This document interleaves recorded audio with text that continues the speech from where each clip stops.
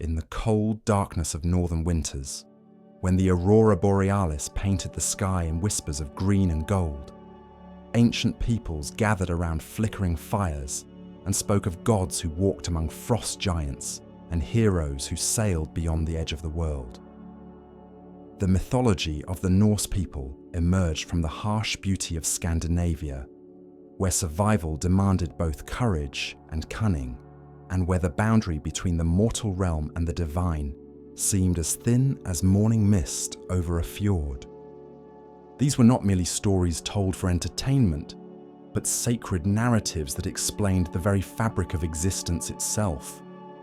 From the windswept shores of Norway to the dense forests of Sweden, from the volcanic islands of Iceland to the flat coastal plains of Denmark, these tales spread through a culture of seafarers and warriors, farmers and craftsmen, who saw in their gods both the terrible power of nature and the enduring strength of the human spirit.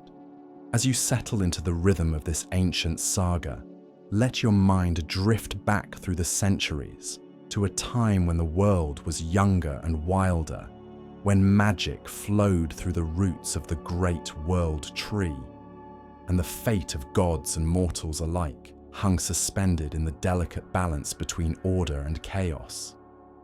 The story begins not with creation, but with destruction, or rather, with the void that existed before all things. In the beginning was Ginnungagap, the great emptiness that stretched between the realm of fire and the realm of ice. To the north lay Niflheim, a world of primordial cold and eternal mist, where 11 rivers called the Elivagar flowed from the spring Hvergelmir. To the south burned Muspelheim, the realm of fire, guarded by the giant Surtur with his flaming sword. As the night deepens around you, imagine this cosmic void, this pregnant emptiness where the very first stirrings of existence began to take shape. The warm winds from Muspelheim met the cold vapours of Niflheim in the heart of Ginnungagap, and from this meeting of opposites came the first droplets of life. The ice began to melt, and from these primordial waters emerged Ymir, the first of all giants, a being of such immense size and power that his very existence would shape the cosmos. Ymir was neither good nor evil in the way mortals understand such things, but rather a force of pure, primordial nature. As he slept, his body generated more giants. From his sweat grew the first frost giants, and from his feet came the six-headed giant Thrudgelmir. While Ymir slumbered, the melting ice revealed another creation. Audhumla, the primordial cow whose milk sustained the giant. This cosmic bovine licked the salty ice blocks, and as she did so, she uncovered the form of Buri, the first of the gods. Buri begot Bor, and Bor took as his wife Bestla, daughter of the giant Bolthorn. From this union came the three brothers who would reshape the cosmos entirely: Odin, Vili, and Ve. These three divine siblings looked upon the chaotic world dominated by giants and saw the need for order, for structure, for a cosmos that could support not just primordial forces, but conscious life. The brothers' first great act was both creative and destructive, as so many of the most significant moments in Norse mythology would prove to be. They turned upon Ymir, the ancestor of all giants, and slew him. The death of this primordial being was catastrophic. His blood flowed in such torrents that it drowned all the frost giants, save for Bergelmir and his wife, who escaped in a makeshift boat and would become the ancestors of all future giants. From Ymir's enormous corpse, the three brothers crafted the world as mortals know it. His flesh became the earth, rich and fertile. His blood formed the seas and lakes. His bones became the mountains. His teeth and broken bones the stones and pebbles. His hair grew into the forests and grasslands. His skull vast beyond imagining, became the dome of the sky, held aloft at the 4 cardinal points by 4 dwarfs named Nordri, Sudri, Ostri and Vestri, north, south, east and west. As you drift deeper into this primordial tale, picture the cosmic architecture taking shape. The brothers took sparks and glowing embers from Muspelheim and scattered them across the interior of Ymir's skull, creating the sun, moon, and stars. They established the cycle of day and night, giving order to time itself. Ymir's brains, cast into the air, became the clouds that would bring rain to nourish the new world. But the creation of the physical world was only the beginning. The 3 brothers walked along the seashore they had made from Ymir's blood and found 2 trees, an ash and an elm, though some tellings say 2 pieces of driftwood. From these they carved the first humans. Odin breathed into them the gift of life and spirit. Vili granted them consciousness and the power of movement. Ve gave them the ability to see, hear, and speak. The man they named Ask, the woman Embla. All of humanity would descend from this first pair, crafted by divine hands from the wood of trees. To protect this new race of mortals from the giants, who dwelt in the outer regions of the world, the gods built a great fortification called Midgard, Middle Earth, using Ymir's eyelashes.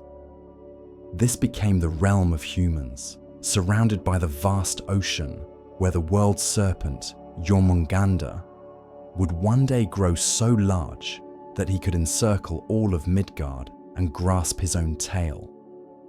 Above Midgard, the gods established their own realm, Asgard, connected to the human world by Bifrost, the rainbow bridge that shimmered with all the colours of the aurora. The bridge was guarded by Heimdall, whose senses were so keen he could hear grass growing and see for hundreds of miles both day and night.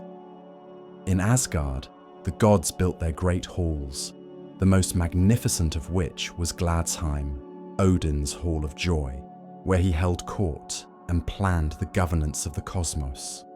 At the centre of all these worlds grew Yggdrasil, the world tree, an ash of such immense size that its branches extended over all the worlds, and its roots reached down into the depths of existence itself. 3 roots supported the great tree. One extended to Asgard, where the gods held their daily council at the Well of Urd. One reached to Jotunheim, the realm of giants, where it drew from the Well of Mimir, source of all wisdom, and one descended to Niflheim, where it touched the spring Vergelmir, from which all rivers flowed. The world tree was more than mere botanical marvel. It was the axis around which all existence revolved. In its branches dwelt an eagle, whose name has been lost to time, and between the eagle's eyes perched Vedrfolnir, a hawk who watched over the cosmos. At the tree's base coiled Nidhogg, a dragon who gnawed eternally at the roots, seeking to bring about the tree's destruction and with it the end of all things. Up and down the trunk scurried Ratatoska, a squirrel who carried messages between the eagle above and the dragon below, often adding his own embellishments to create discord between them. As the gentle rhythm of this ancient tale settles over you like a soft blanket, consider the profound wisdom embedded in these early myths. The Norse conceived of a universe built from sacrifice, where creation required destruction, where order emerged from chaos through acts of divine will and courage. The world tree, with its eagle and dragon locked in eternal tension, represented the delicate balance between forces of preservation and entropy that governs all existence. Around the base of Yggdrasil lived the Norns, 3 sisters who controlled the fate of gods and mortals alike. Urd, whose name means was or fate, represented the past. Verdandi, becoming, governed the present. Skuld, shall be or debt, held sway over the future. Each day, these three sisters drew water from the well of Erd and mixed it with clay to sprinkle on the world tree's roots, keeping the great ash alive and healthy. They wove the threads of fate for every being in the cosmos, and not even the gods could alter the destinies they decreed. The gods themselves were numerous and varied, each governing different aspects of existence and embodying different virtues and flaws. At their head stood Odin, called the All-Father, whose wisdom came at great personal cost. He was a god of war and death, of poetry and magic, of wisdom and deception. His hall, Valhalla, housed the Einherjar, warriors who had died gloriously in battle and were brought there by the Valkyries to train for the final battle at the end of the world. Odin's hunger for knowledge was legendary and terrifying. He sacrificed his eye to Mimir, the wise giant who guarded the well of wisdom beneath Yggdrasil, gaining in return the ability to see truths hidden from others. Even more dramatically, he hanged himself from the world tree for 9 days and nights, pierced by his own spear, until the secrets of the runes were revealed to him. This self-sacrifice gave him mastery over the magical alphabet that could bind fate itself. The All-Father rode an 8-legged horse named Sleipnir, born from Loki's shape-shifting liaison with the stallion Svadilfari. Sleipnir could travel between all the worlds, carrying Odin on his journeys to gather information from across the cosmos. 2 ravens, Hugin and Munin, Thought and Memory, perched on Odin's shoulders and flew out each day to survey all the worlds, returning to whisper what they had seen into their master's ears. 2 wolves, Geri and Freki, lay at his feet in Valhalla, for Odin himself ate nothing, sustaining himself only on wine. Odin's wife was Frigg, goddess of marriage and motherhood, who possessed the gift of prophecy but rarely spoke of what she knew was to come. She dwelt in her own hall, Fensalir, and was attended by her serving maidens, each of whom governed aspects of love, protection, and domestic life. Though she knew the fates of all beings, including the tragic destiny that awaited her beloved son Balder, she worked tirelessly to prevent the worst outcomes, though she was ultimately powerless against the weaving of the Norns.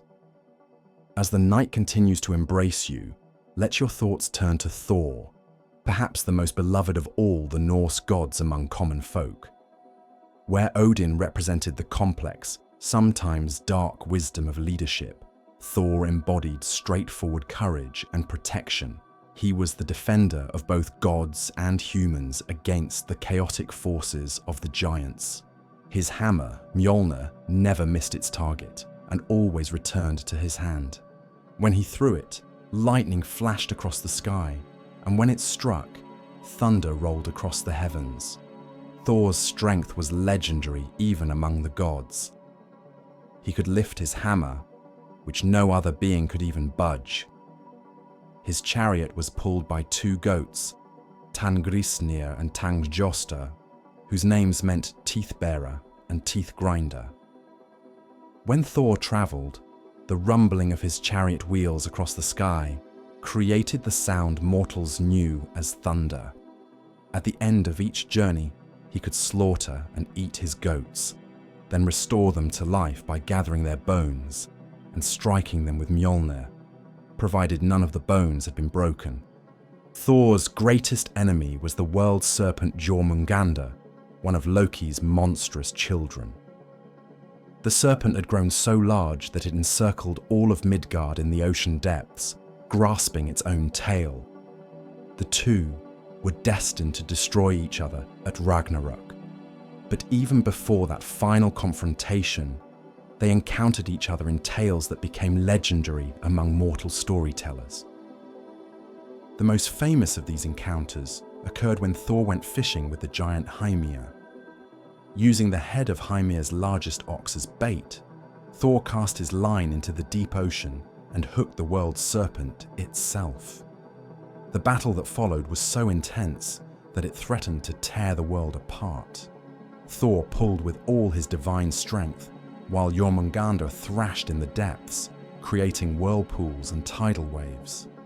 Just as Thor raised his hammer to deliver the killing blow, Hymir, terrified by the cosmic forces at play, cut the fishing line, allowing the serpent to sink back into the depths. Thor's wife was Sif, whose hair was famously golden, like ripened grain. When Loki cut off her hair as a prank, Thor's rage was so terrible that Loki was forced to commission the Dwarves to create new hair from spun gold, even more beautiful than the original.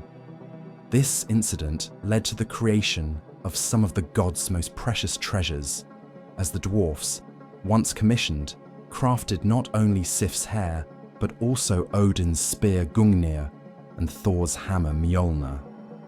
The realm of Dwarves, called Alfheim or Svartalfheim, depending on the source, lay beneath the earth. These master craftsmen could forge items of incredible power and beauty. Their halls were carved from living rock, lit by gems that captured and reflected light in patterns of impossible complexity. The sound of their hammers rang through the underground caverns as they worked metals that fell from the stars and crystals that formed in the heart of mountains. As you sink deeper into the comfort of sleep, imagine the gentle tapping of those distant hammers, the rhythm of creation itself echoing through the stone halls beneath the world.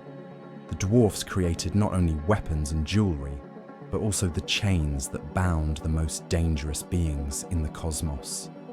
They forged Gleipnir, the silken fetter that appeared as delicate as a ribbon, but was stronger than any iron chain, created from 6 impossible things: the sound of a cat's footfall, the beard of a woman, the roots of a mountain, the sinews of a bear, the breath of a fish, and the spittle of a bird.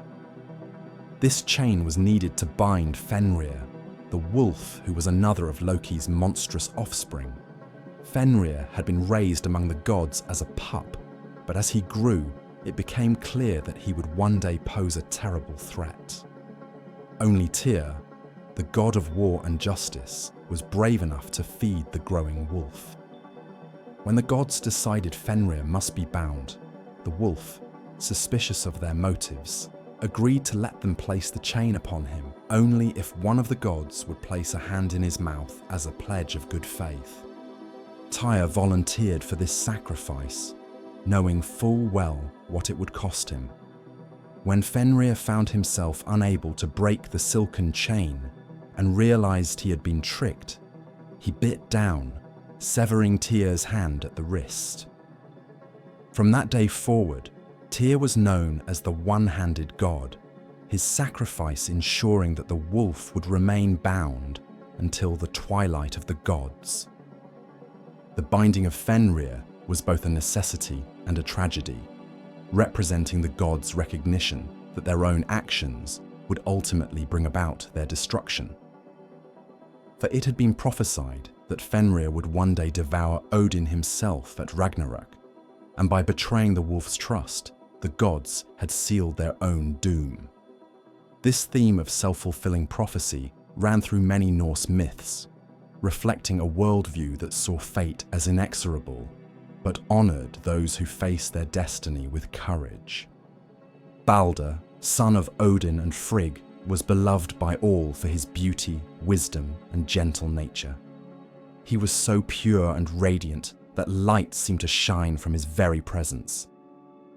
His hall, Breidablik, had pillars of gold and a silver roof, and it was said that nothing impure could exist within its walls. Balder's wife was Nanna, daughter of Nep, and their son was Forsetzi, who would become the god of justice and whose own hall had a roof of silver and pillars of gold. But even Balder, most innocent of the gods, was not immune to the dark currents of fate that flowed through Norse mythology. He began to be troubled by dreams of his own death, prophetic visions that filled him with dread. When he shared these dreams with the other gods, they were deeply disturbed, for Baldur's death would be a catastrophe beyond imagining. Frigg, determined to protect her son, extracted oaths from everything in creation: fire and water, iron and all metals, stones and earth, trees, diseases, beasts, birds, poisons, and serpents, that they would not harm Baldur. Having secured these promises, the gods made a game of hurling objects at Baldur, delighting in watching weapons and stones bounce harmlessly off him. But Loki, the trickster god whose nature was both to help and to harm, discovered through questioning Frigg that she had overlooked one thing in her quest for protective oaths. The mistletoe seemed too young and insignificant to pose any threat, so she had not asked it to swear. Loki immediately sought out this one thing that could harm Baldur and fashioned from it a dart. During one of the gods' games, Loki approached Hörder, Baldur's blind brother, who stood apart from the others, unable to participate in hurling objects at the beloved god. Loki offered to guide Hörder's hand, giving him a chance to honor Baldur like the others. The blind god gratefully accepted the assistance, not knowing that the dart Loki placed in his hand was made of mistletoe. When Hörder cast the dart, guided by Loki's treacherous aim, it pierced Baldur's heart, and the most beloved of the gods fell dead. The grief that followed Baldur's death was universal. The gods wept openly, and even the earth and sky mourned. Frigg sent another of her sons, Hermod, to ride Sleipnir down the long road to Hel, the realm of the dead, to bargain for Baldur's return. Hel, the half-living goddess who ruled over those who died of sickness or old age, agreed to release Baldur on one condition: every living thing in all the worlds must weep for him. As you let this tale of sorrow and hope wash over you like gentle rain, imagine the gods' desperate mission to save their beloved Baldur. Messengers were sent throughout all the worlds, and everything they encountered wept for the fallen god. Gods and mortals, animals and plants, stones and metals. Even the earth itself shed tears in the form of dew. All wept save one, an old woman named Thug, who sat alone in a cave and refused to shed a single tear. "Let hell hold what she has," the old woman said coldly. "Baldur brought me no joy in life, nor shall I mourn his passing." Only later did the gods realize that Thor had been Loki in disguise, ensuring through this final act of malice that Baldur would remain in the realm of the dead. Baldur's death marked the beginning of the end for the gods. They built a great funeral pyre on his ship, Ringhorn, the largest vessel ever constructed. Baldur's wife Nanna died of grief and was placed beside him on the pyre. Even Odin's eight-legged horse, Sleipnir, was so moved by the ceremony that he stumbled as he approached the ship. The funeral was attended by gods, giants, dwarfs, and elves, all united in mourning for the god of light and purity. The god's vengeance upon Loki was swift and terrible.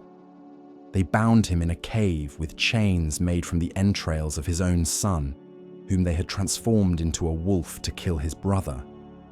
Above Loki's head, they placed a venomous serpent whose poison dripped onto his face.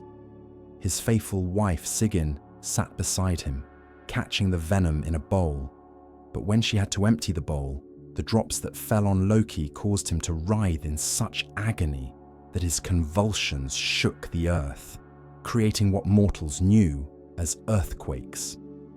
Yet even bound and tormented, Loki's role in the cosmic drama was not finished. He would remain chained until Ragnarök, when he would break free to lead the forces of chaos against the gods in the final battle. This binding represented not justice in any simple sense, but rather the recognition that some forces, no matter how destructive, are part of the cosmic order and cannot be permanently eliminated. As the night deepens around you, and these ancient stories settle into your consciousness like snow upon a winter landscape, turn your thoughts to the other gods who populated this complex pantheon. Freya, goddess of love and fertility, was also a goddess of war who claimed half of all warriors who died in battle, bringing them to her hall Folkvanga, while the other half went to Odin's Valhalla. She possessed a cloak of falcon feathers that allowed her to fly between the worlds, and she wept tears of gold for her lost husband. Her brother Freya was a god of fertility, prosperity, and kingship. He possessed a ship called Skidbladnir that could be folded up and carried in his pocket when not in use, and a boar with golden bristles that could run through air and water faster than any horse. But Freya's great tragedy was that he gave away his magical sword, which fought by itself, in exchange for the love of the giant maiden Gerda. This would prove fatal at Ragnarök, when he would face the fire giant Surtur without his enchanted weapon. Njörður, father to Freya and Freya, was a god of the sea, wind, and fishing. His marriage to the giant Skadi illustrated the complex relationships between the gods and their enemies. Skadi had come to Asgard seeking compensation for her father's death and was allowed to choose a husband from among the gods. But she could only see their feet. She chose the most beautiful feet, thinking they belonged to Balder, but they were actually Njörður's. Their marriage was troubled because Njörður loved the sea while Skadi preferred the mountains, and neither could be happy in the other's preferred realm. Heimdall, guardian of the Rainbow Bridge, possessed senses so acute that he needed less sleep than a bird and could see by night as well as by day. He could hear grass growing and wool growing on sheep. His horn, Gjallarhorn, would sound to announce the beginning of Ragnarök. Heimdall's origins were mysterious. He was said to be the son of 9 mothers, all sisters, possibly representing the 9 waves of the sea. Vidar, Odin's son by the giant Gridr, was known as the Silent God. He possessed a special boot made from all the leather scraps that shoemakers had ever thrown away, and this boot would prove crucial at Ragnarök when he would use it to kill Fenrir, stepping on the wolf's lower jaw and tearing him apart to avenge his father's death. The goddess Idun kept the apples of youth that maintained the god's immortality. When she was kidnapped by giants, the gods began to age rapidly, their hair turning grey and their strength failing until she could be rescued. Her husband Bragi was the god of poetry, whose eloquence was so remarkable that his name became synonymous with poetry itself. As you drift deeper into peaceful slumber, let these divine figures populate your dreams, not as distant, perfect beings, but as complex personalities facing challenges that echo those of mortals, yet on a cosmic scale. The Norse gods were not omnipotent or omniscient. They faced limitations, made mistakes, and struggled against fate just as humans did, only with powers that could reshape the very foundations of reality. The relationship between gods and giants was central to Norse mythology, representing not a simple conflict between good and evil, but rather the tension between order and chaos, culture and nature, the known and the unknown. Many gods had giant ancestry. Odin's mother was the giant Bestla, and Thor's mother was Jörd, the personification of the earth itself. The gods frequently married giants, made treaties with them, and even sought their wisdom. Yet the giants also represented the wild, untamed forces that threatened to overwhelm civilization. They were associated with winter, storm, earthquake, and flood, the natural disasters that could destroy human communities in moments. The giants' realm, Jotunheim, was a place of extremes. Vast mountains that scraped the sky, deep valleys shrouded in perpetual mist, glaciers that moved like living things, and forests so dense that travelers could wander in them for years without seeing sunlight. The most prominent of the giants was Jormungandr, the world's serpent, one of 3 monstrous children born to Loki and the giant Angerboda. The gods, warned by prophecy of the threat these children would pose, took drastic action. They cast Jormungandr into the sea that encircled Midgard, where he grew to such enormous size that he could grasp his own tail. His movements in the ocean depths caused tidal waves and sea storms. Jormungandr's sister was Hel, whom the gods appointed to rule over the realm of the dead, those who died of sickness or old age, rather than in battle. Half of her body was that of a living woman, beautiful and vibrant, while the other half was that of a corpse, decaying and terrible. Her hall was called Eljudnir, and her table was hunger, her knife famine. Her bed was called sick bed, and her bed hangings gleaming bale. Despite her fearsome appearance, Hel was not evil, but rather a neutral force, governing the natural process of death and decay that balanced the forces of life and growth. The third of Loki's children was Fenrir, the wolf whose binding has already been told. These 3 siblings represented different aspects of inevitable destruction. Jormungandr, the chaos of the sea, Hel, the finality of death, and Fenrir, the violent end of the current order. Yet they were also necessary parts of the cosmic cycle. For without death, there could be no renewal. Without chaos, no creativity. Without endings, no new beginnings. Loki himself was perhaps the most complex figure in the Norse pantheon. Neither fully god nor giant, neither wholly helpful nor entirely destructive, he embodied the principle of change that drives all stories forward. His shape-shifting abilities allowed him to become male or female, human or animal, as circumstances required. He could be the god's greatest ally, using his cunning to retrieve stolen treasures or escape dangerous situations, and their greatest enemy, engineering catastrophes that threatened the very foundations of reality. The Trickster's children by Angerboda were not his only offspring. When the gods commissioned the giant builder to construct the walls of Asgard, he brought with him a stallion named Svadilfari, whose strength and speed were supernatural.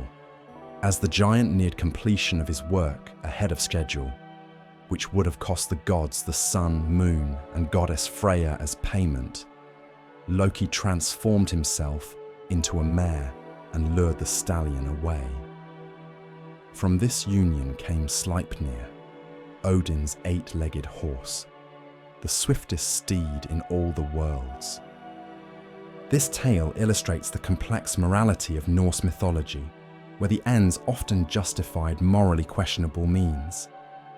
The gods essentially cheated the giant builder out of his payment, but they did so to prevent him from claiming treasures that were essential to the proper functioning of the cosmos. Loki's sacrifice for bearing Sleipnir was certainly that, saved the gods from their rash bargain, yet it also demonstrated his willingness to transform himself in ways that other gods found disturbing.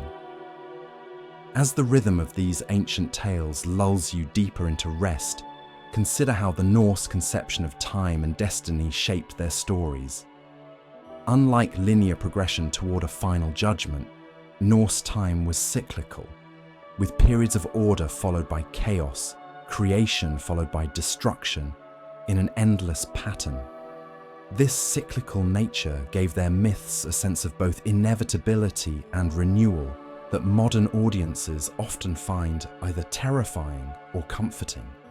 The gods knew their own fates through prophecy, yet they could not change them.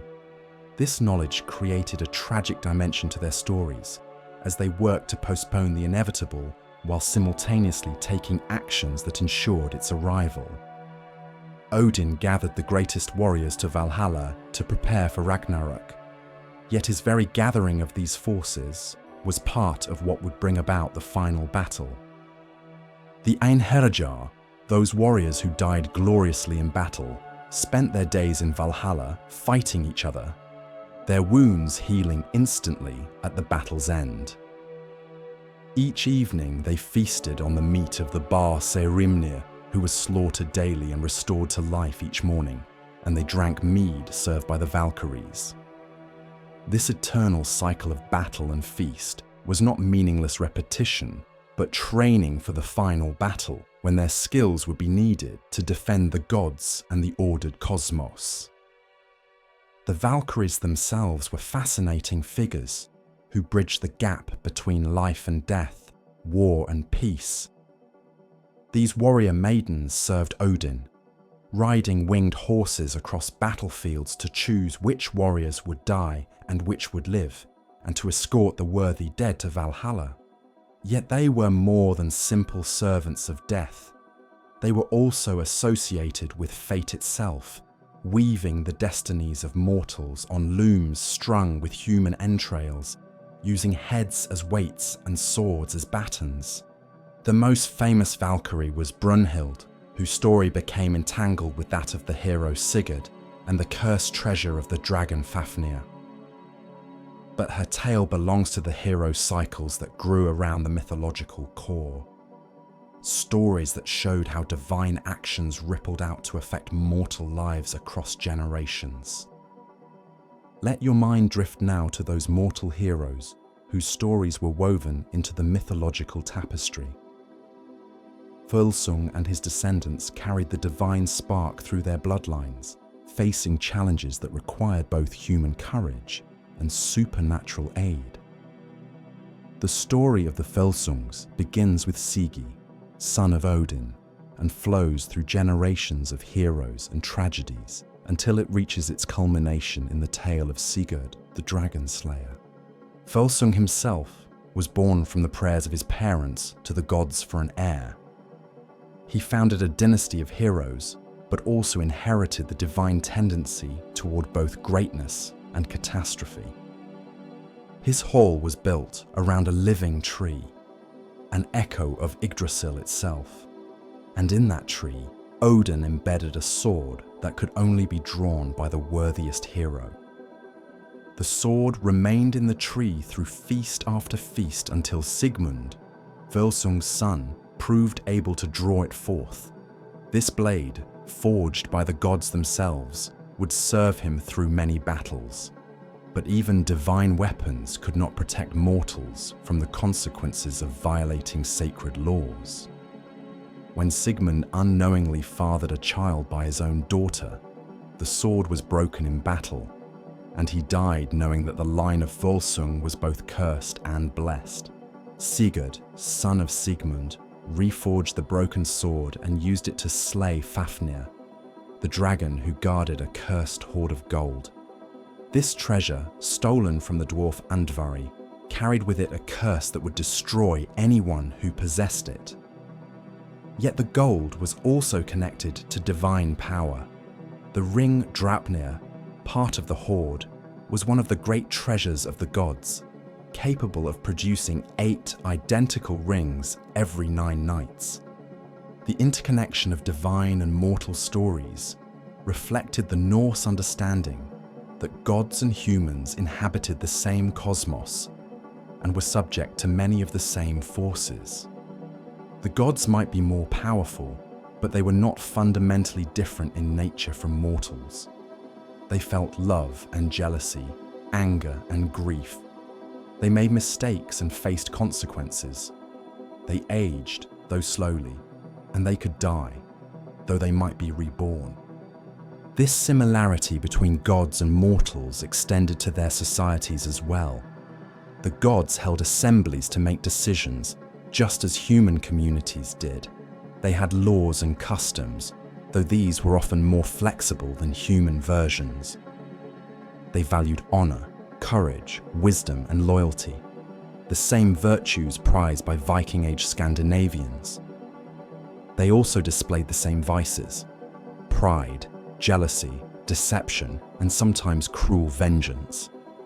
As you sink deeper into peaceful sleep, imagine the great assembly of the gods at the Well of Erd, where each day they gathered to hear cases and make decisions that would affect all the worlds.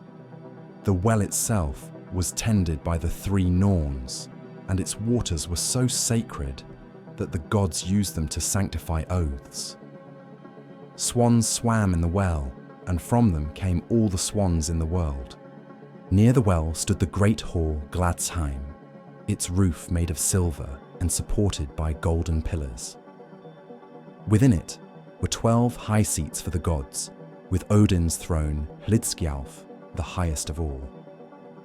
From this seat, the All-Father could look out over all the worlds and see everything that transpired within them. This divine surveillance was not mere curiosity, but responsibility. As king of the gods, Odin bore the burden of knowing all the threats and opportunities that might affect the cosmic order. The daily routine of the gods mixed the mundane with the cosmic. They ate and drank, though they required no sustenance. They played games and told stories. They crafted beautiful objects and engaged in contests of skill. Yet they also maintained the fundamental forces that kept the world stable. Thor's battles with giants prevented chaos from overwhelming order. Freya's oversight of fertility ensured that crops would grow and animals would reproduce. Tyr's governance of justice maintained the laws that allowed society to function. The concept of justice in Norse mythology was complex and often harsh by modern standards. It emphasized personal responsibility and the maintenance of honor over abstract moral principles. A wrong done required compensation or revenge, and the failure to respond to injury was itself a form of dishonor. This system created chains of obligation and vengeance that could stretch across generations, as seen in the sagas that grew from mythological roots. Yet there was also room for mercy and wisdom in Norse justice. For Seti, son of Balder, was said to mediate disputes so skillfully that no one ever left his hall unsatisfied with his judgment. His hall, Glitnir, had pillars of gold and a roof of silver, and its very architecture seemed to promote peaceful resolution of conflicts. The presence of such a figure in the pantheon suggests that the Norse ideal of justice included not just the stern enforcement of law, but also the wise resolution of disputes. The role of women in Norse mythology was notably complex and powerful compared to many other mythological systems.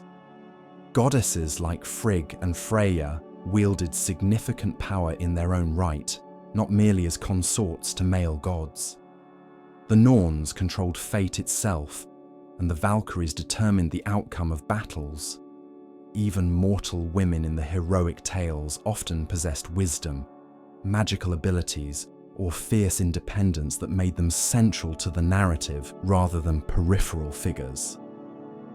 Frigg's knowledge of fate gave her a tragic dignity, as she worked to protect those she loved, while knowing that her efforts were ultimately doomed. Her attempt to save Balder by extracting oaths from all of creation showed both the extent of her power and the limitations that even divine mothers faced when confronting destiny. Her halls were centers of domestic wisdom, where the arts of weaving, healing, and prophecy were cultivated. Freya represented a different aspect of feminine power, passionate, sexual, and martial. She was as likely to be found on a battlefield as in a bower, and her tears of gold suggested that even goddesses knew profound sorrow.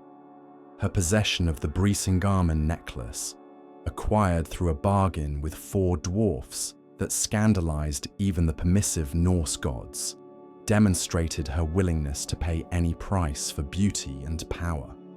The giants, too, included powerful female figures. Angerboda, mother of Loki's monstrous children, represented the dangerous fertility of the wild. Skadi embodied the harsh beauty of winter and the mountains. These giant women were not mere victims or obstacles, but active agents in their own right. pursuing their own goals and entering into relationships with gods on terms that suggested equality rather than submission. As the night continues to enfold you in its gentle embrace, let your thoughts drift to the magical objects that populated the Norse cosmos. These were not merely tools, but extensions of divine will, crafted with such skill that they possessed their own forms of consciousness and purpose. The gods' treasures were more than symbols of their power. They were integral to their identities and functions. Odin's spear Gungnir never missed its target and was so sacred that oaths sworn upon it could never be broken. The spear had been forged by the sons of Ivaldi, master craftsmen among the dwarfs, and inscribed with runes that gave it its infallible accuracy.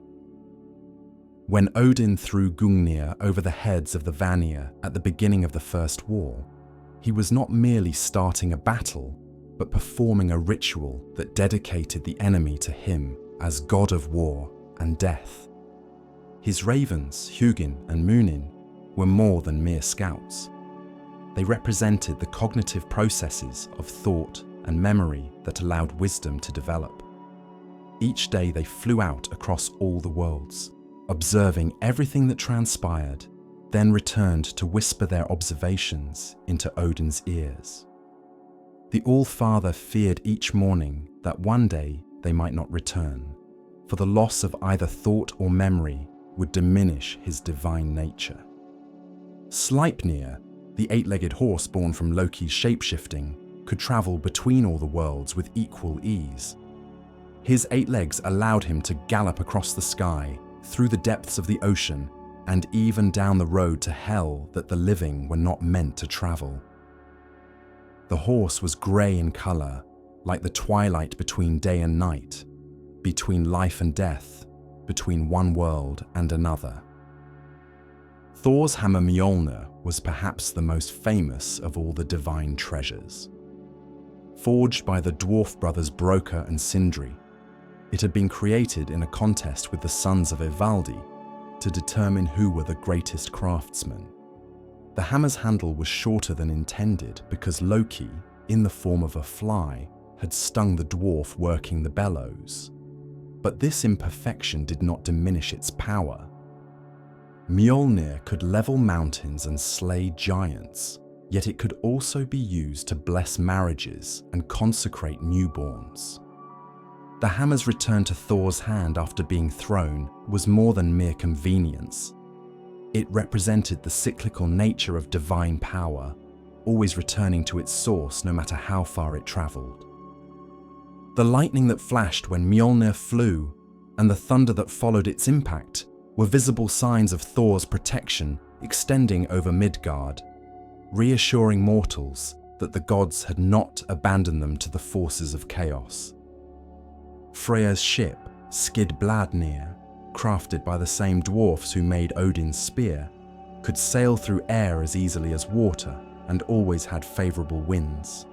When not in use, it could be folded like cloth and carried in a pocket, but when unfolded, it was large enough to carry all the gods in full armour.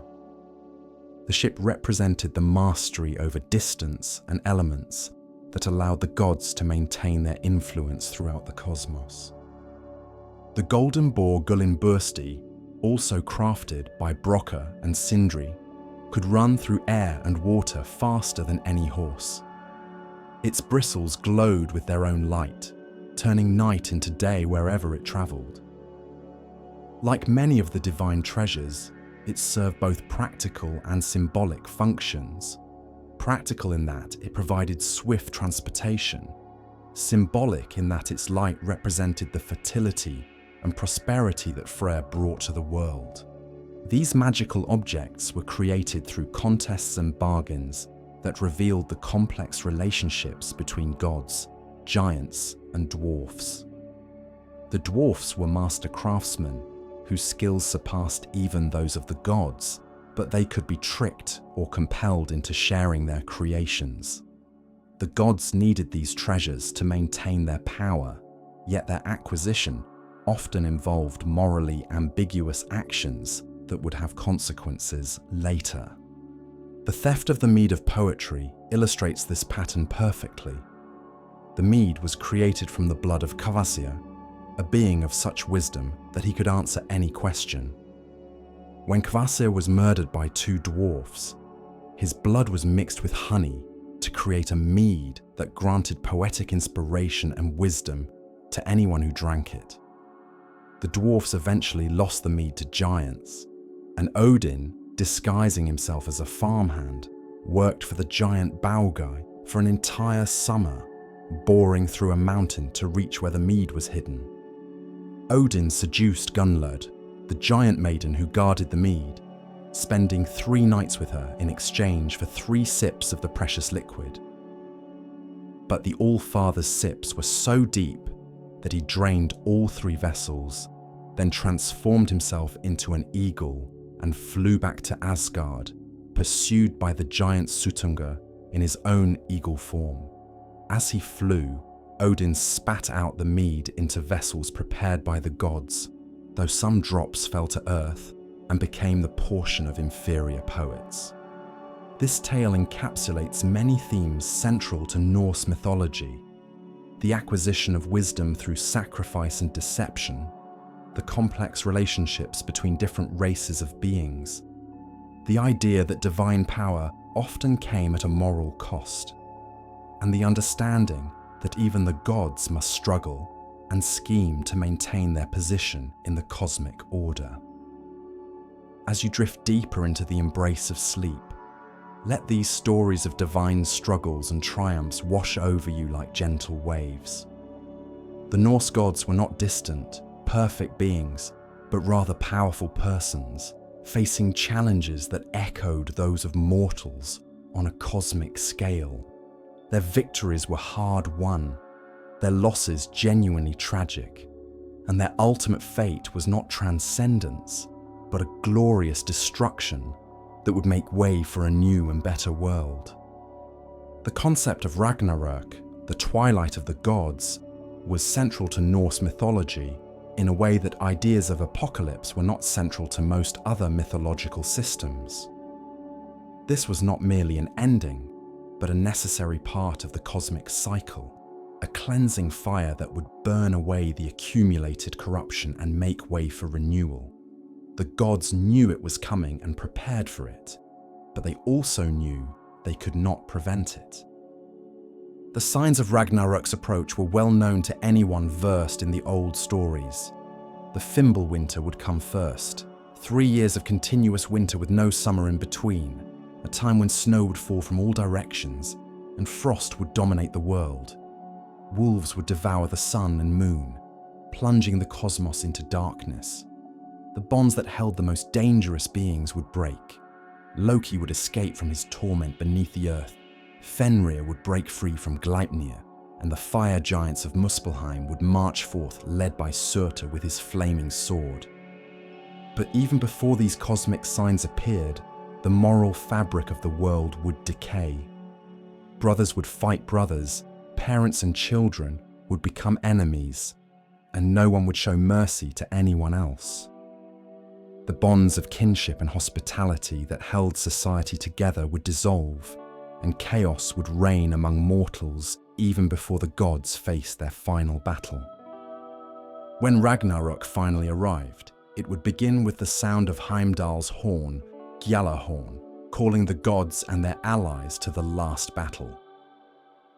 The armies would gather on the plain called Vigrid, which was 100 leagues in every direction. There, the forces of order and chaos would meet in a conflict that would determine the fate of all existence. The battles of Ragnarök were foretold in detail, yet this knowledge brought no comfort to the gods. Odin would face Fenrir, the wolf he had helped to bind, and would be devoured by the beast, only to be avenged immediately by his son Vidar.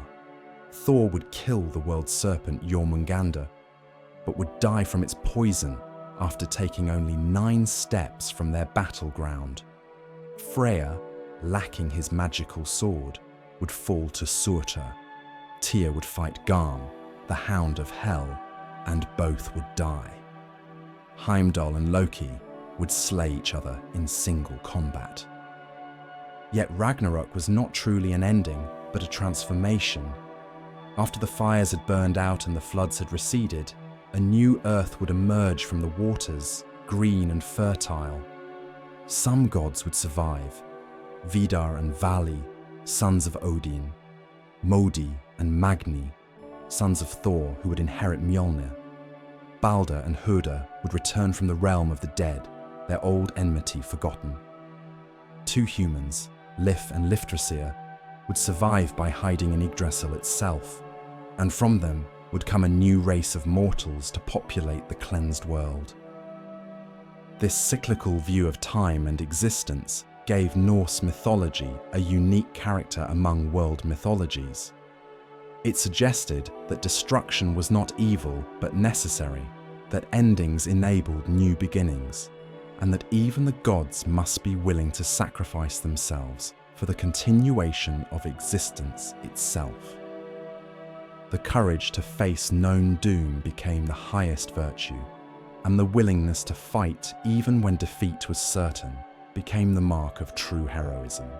The influence of these myths extended far beyond their original cultural context, shaping the values and worldview of the Viking Age Scandinavians, who carried them across Europe and beyond. When Norse explorers and raiders ventured forth from their homelands, they carried with them not just weapons and trade goods, but an entire cosmology that explained their relationship to the world and their place within it. The Viking expansion, which lasted roughly from the 8th to the 11th centuries, was fueled by many factors: population pressure, political instability, improvements in shipbuilding technology, and the lure of wealth in foreign lands. But underlying these practical motivations was a cultural framework that glorified courage, exploration, and the willingness to risk everything for honor and fame. The myths provided a template for understanding both success and failure as part of a larger cosmic pattern. Norse traders and settlers established communities from Greenland to Constantinople, from Ireland to Russia. Wherever they went, they carried their stories with them, and these tales influenced local cultures, even as they were themselves changed by contact with new ideas and beliefs. The god Thor, protector of common folk, became particularly popular throughout the Norse diaspora, his hammer symbol appearing on everything from jewelry to gravestones. The process of cultural transmission was complex and multidirectional. As Norse communities settled in new lands, they encountered existing mythologies and religious systems. Sometimes these merged peacefully, with Norse gods acquiring attributes of local deities or vice versa. Sometimes the encounter was more contentious, with the new religion gradually displacing the old, or the old adapting to survive alongside the new. The arrival of Christianity in Scandinavia, beginning in earnest in the 10th and 11th centuries, created particularly complex interactions with the existing mythological tradition. Some Norse gods were demonized by Christian missionaries, but others were subtly transformed into saints or folk heroes. Thor's battles with giants became metaphors for the Christian struggle against evil. Odin's wisdom-seeking journey became a template for spiritual quest narratives. The Eddas, the primary sources for our knowledge of Norse mythology, were compiled during this period of religious transition. The Prose Edda, written by the Icelandic scholar Snorri Sturluson in the 13th century, explicitly presented the Norse myths as poetry and entertainment, rather than active religious belief. Yet Snorri's treatment of the material suggests deep respect for the power and beauty of the old stories, even as he framed them within a Christian worldview. As you let these thoughts of cultural transmission and transformation carry you deeper into rest, consider how myths function not just as entertainment, but as repositories of wisdom about the human condition. The Norse stories spoke to fundamental questions about courage and cowardice, wisdom and folly, the individual and the community, the meaning of death and the possibility of transcendence. The hero Sigurd's slaying of the dragon Fafnir became a template for countless dragon-slaying tales throughout European literature, but the Norse version was more complex than many of its derivatives, because Fafnir had once been a dwarf who was transformed by his greed for gold into a monstrous dragon. The treasure he guarded was cursed, bringing destruction to all who possessed it.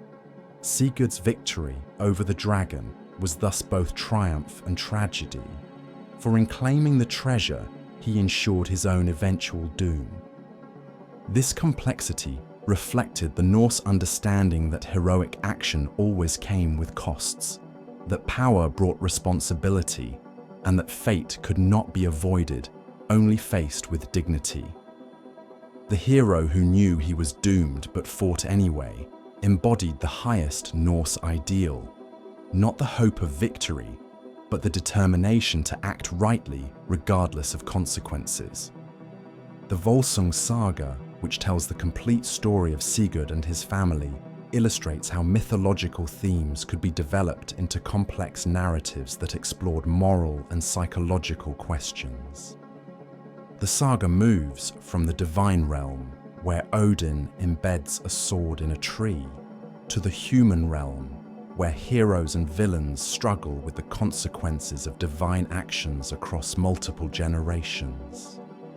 Sigurd himself was both more and less than human, more in that he possessed supernatural strength and courage, less in that he was driven by forces beyond his control toward a destiny he could not avoid. His relationship with the Valkyrie Brunhild, who had been stripped of her divine status and imprisoned in a ring of fire for disobeying Odin, explored themes of love and loyalty, honor and betrayal, in ways that resonated with audiences for centuries. The treasure of the Nibelungs, as it came to be known in Germanic tradition, represented the dangerous allure of wealth and power. Every character who possessed it was corrupted or destroyed by it, yet none could resist its appeal. This theme would echo through European literature for centuries, from the medieval Nibelungenlied to Wagner's Ring of the Nibelung, to Tolkien's Lord of the Rings. The influence of Norse mythology on later literature was profound and lasting. The Norse conception of heroism, courage in the face of certain doom, would influence everything from medieval chivalric romance to modern fantasy literature. The Norse gods, with their human-like personalities and flaws, provided a template for creating divine characters who were powerful yet relatable.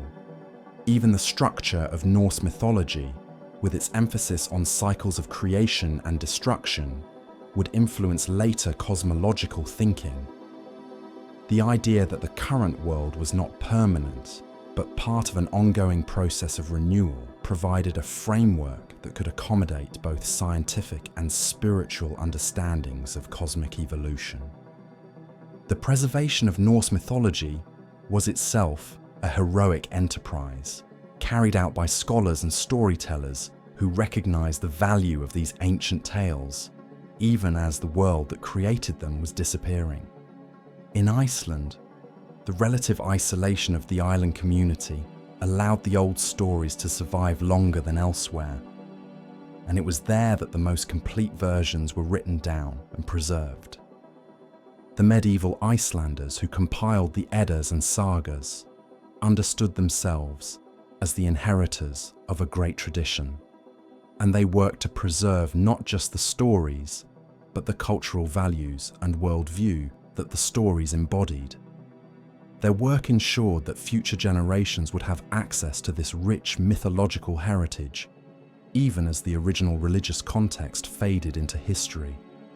As the night deepens and your breathing becomes slow and regular, let your mind return to the central image of Norse cosmology, Yggdrasil, the world tree, with its roots extending deep into the wells of fate and wisdom, its trunk supporting all the worlds, its branches reaching toward the stars.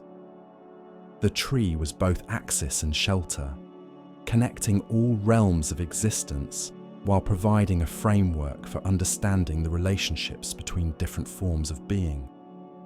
The daily routine around Yggdrasil illustrated the Norse understanding of cosmic maintenance. The Norns watered the tree's roots each day, mixing clay with water from the well of Erd to preserve the tree's health.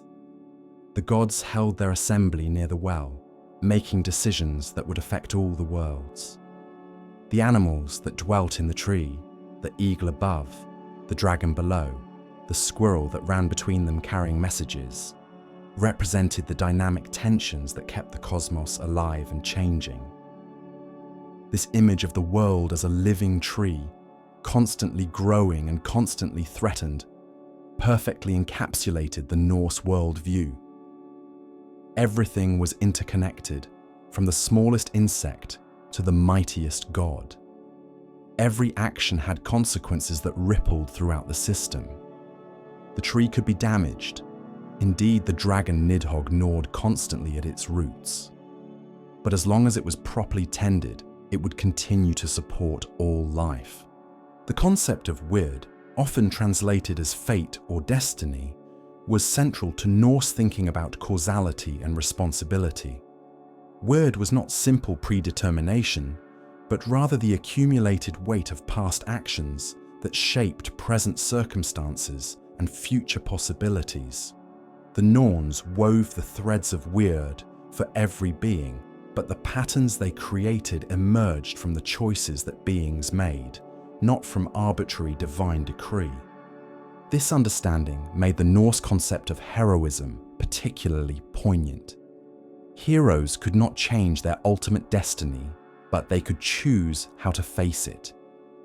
The manner of facing fate, with courage or cowardice, with honor or shame, with wisdom or folly, determined not the outcome, but the meaning of the outcome. A glorious death in battle was preferable to a long life lived in dishonor, not because death was good, but because the courage that led to such death affirmed values that transcended individual mortality. The warriors who died in battle and were taken to Valhalla exemplified this understanding. They had chosen to risk everything for honor and glory, and their reward was not peaceful rest, but the chance to continue the fight on a cosmic scale. The daily battles in Valhalla were not meaningless violence, but preparation for the ultimate battle at Ragnarök, when their courage would serve not just their own glory, but the preservation of the ordered cosmos itself. As you sink deeper into peaceful slumber, imagine the great hall of Valhalla with its soaring roof and countless pillars, each beam crafted from spears, each rafter from shields. The hall was vast enough to hold all the worthy dead who would ever fall in battle, yet intimate enough that each warrior knew his place and purpose. The mead never ran out, the food was always fresh, and the company was that of heroes from across the ages and from all corners of the world. Yet even in this warrior's paradise, the shadow of Ragnarök fell across every feast and every battle. The Einherjar trained not for their own pleasure, but for a duty they knew would ultimately destroy them.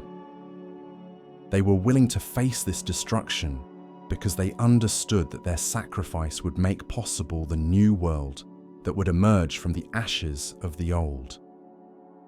This theme of sacrifice for future generations ran throughout Norse mythology like a silver thread through a dark tapestry. Odin sacrificed his eye for wisdom, then sacrificed himself on the world tree for knowledge of the runes. Tyr sacrificed his hand to bind Fenrir. The gods as a whole would sacrifice their lives at Ragnarök to ensure that a better world could be born from the destruction of the current one. The new world that would emerge after Ragnarök was described as more beautiful and fertile than the old, free from the corruptions and conflicts that had plagued the previous age. Balder and Herder would return from the dead, their ancient enmity forgotten. The surviving gods would find the golden game pieces that their predecessors had played with, symbols of the innocent joys that would be possible in the renewed cosmos. The two surviving humans would repopulate the Earth with a race that had learned from the mistakes of their predecessors. This vision of renewal through destruction reflected the seasonal cycles that dominated life in Northern Europe, where long, dark winters were followed by springs of startling beauty and abundance. The Norse understood that death and rebirth, destruction and creation, were not opposites, but complementary aspects of a single cosmic process. The ending of one story was always the beginning of another. The influence of this cyclical thinking extended beyond mythology into the practical realm of politics and social organization. Norse kings and jarls understood that their power was temporary, that their dynasties would rise and fall like the seasons themselves. This understanding encouraged both humility, no ruler was permanent, and boldness. The time for action was always now, before the wheel of fate turned again. The Thing's system of governance, where free men gathered to make collective decisions, reflected mythological models of divine assemblies, while also providing practical mechanisms for managing change and conflict. Like the gods at the Well of Erd, mortal assemblies dealt with disputes, made laws, and planned for the future, while acknowledging that their decisions were constrained by forces beyond their complete control. The legal procedures described in the sagas often echoed mythological themes. Oaths were sacred because they partook of the same cosmic forces that bound the gods themselves. Compensation for injuries followed patterns established by divine precedent. The concept of honor that drove so many saga conflicts reflected the same values that motivated gods and heroes in the mythological stories. Women's roles in both mythology and saga literature were more complex and varied than in many other medieval traditions. The Norns who controlled fate were female, as were many of the most powerful practitioners of magic. Valkyries chose who lived and died in battle. Goddesses like Freya and Frigg wielded power in their own right, not merely as extensions of male authority. This mythological precedent may have contributed to the relatively high status of women in Norse society compared to other medieval European cultures. Women could own property, request divorces, and in some cases exercise political authority. They were respected as practitioners of magic and as keepers of wisdom traditions.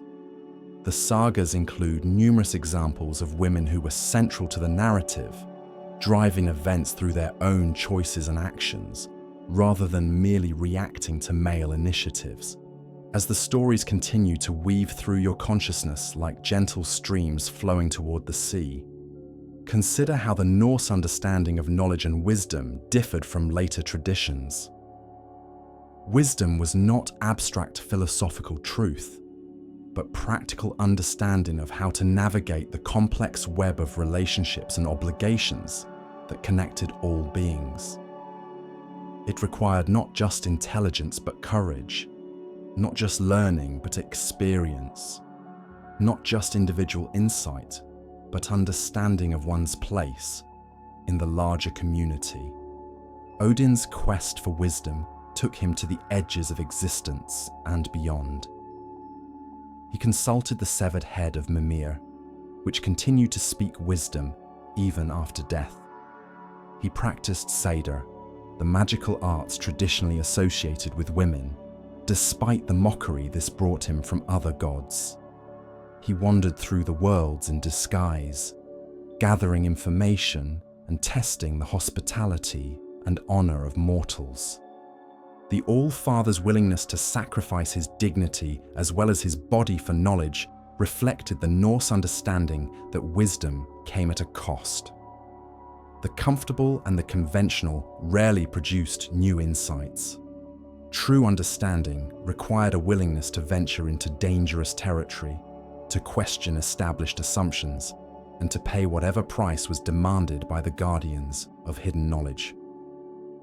This theme of costly knowledge appeared throughout Norse mythology and saga literature. Heroes who sought wisdom or power had to prove their worthiness through trials that tested not just their strength, but their character. The knowledge they gained often came with curses or obligations that complicated their lives. Yet the alternative, ignorance and powerlessness, was considered far worse than the burdens that came with understanding. The runes that Odin discovered during his ordeal on the World Tree were more than just an alphabet. They were a magical system that could influence reality itself. Each rune had both a mundane meaning as a letter and a magical significance as a symbol of cosmic forces. Proper use of the runes required deep understanding of their interconnections and careful attention to the consequences of their application. Runic magic exemplified the Norse approach to supernatural power. It was neither inherently good nor evil, but rather a tool that could be used wisely or foolishly for constructive or destructive purposes. The same rune that could heal could also harm. The same formula that could bring victory in battle could also bring about one's own destruction if used incorrectly or carelessly. The preservation of runic knowledge required both intellectual understanding and moral development. The most powerful runic formulas were said to be self-limiting. They would not work for those who lacked the wisdom to use them responsibly.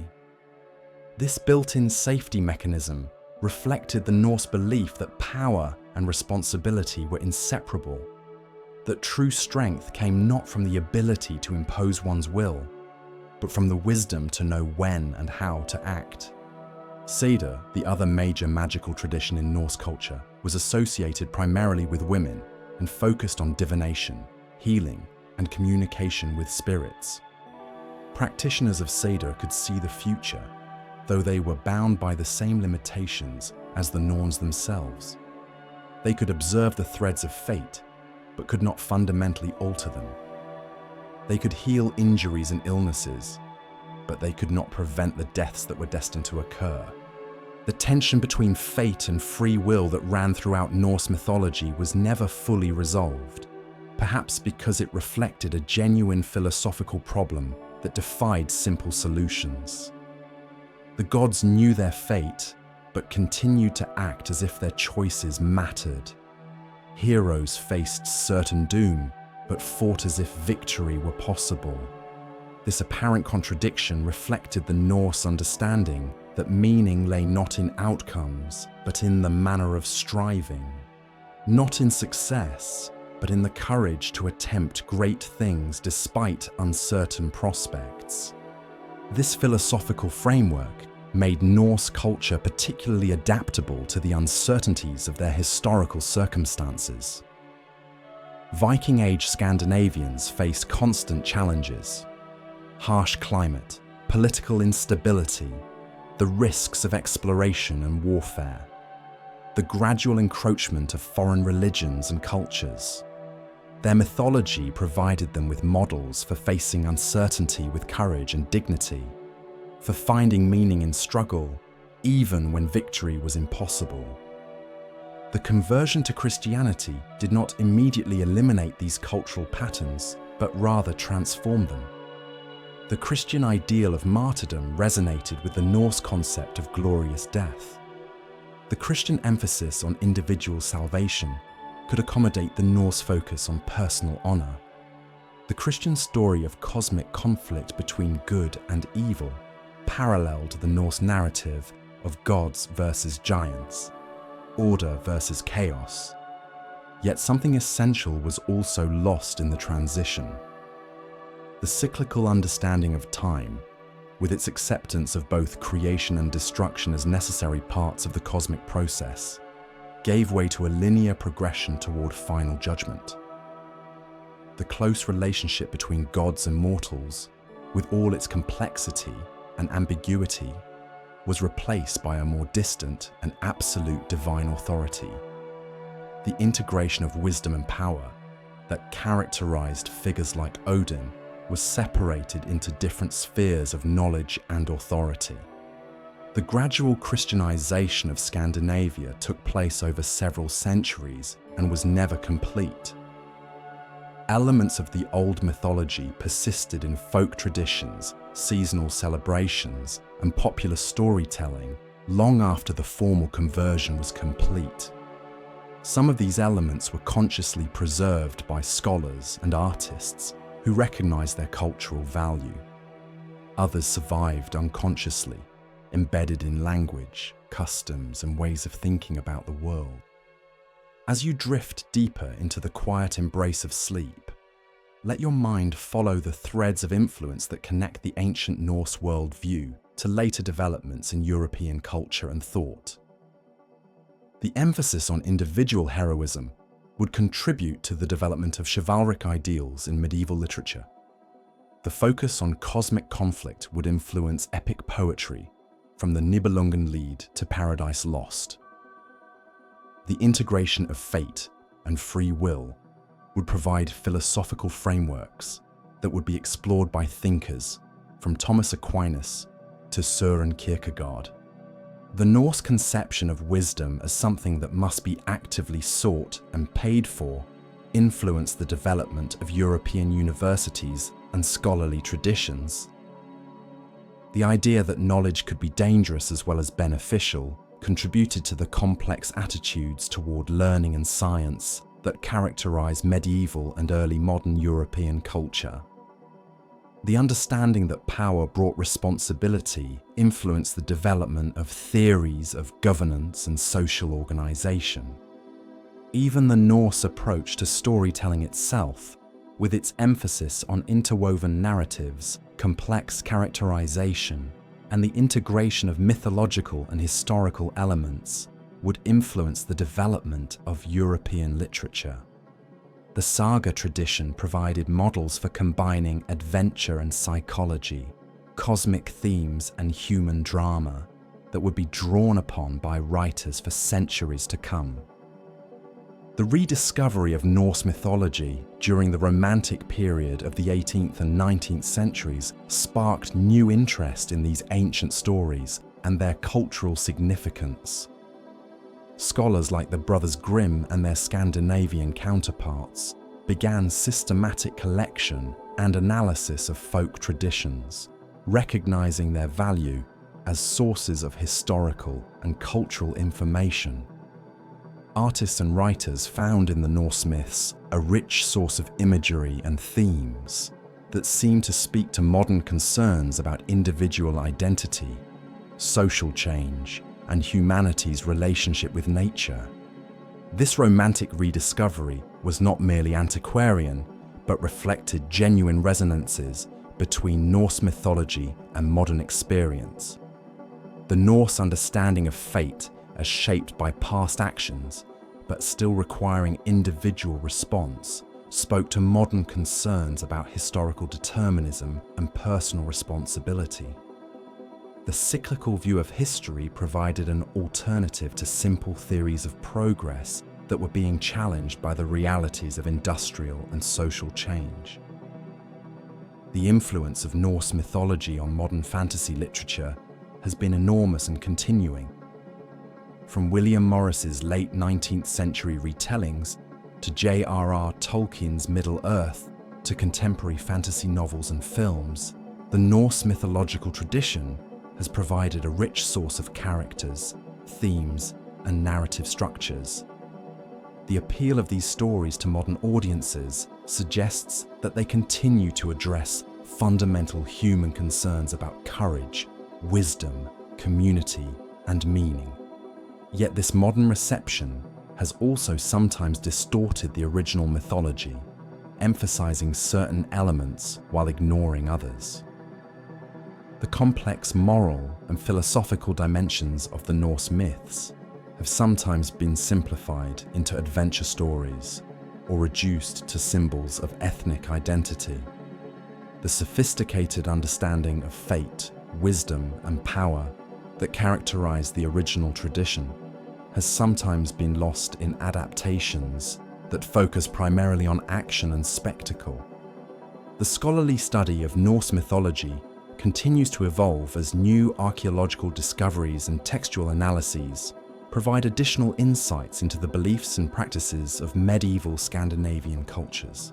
Recent work has emphasized the diversity of beliefs and practices within the Norse world, challenging earlier attempts to present a unified mythological system.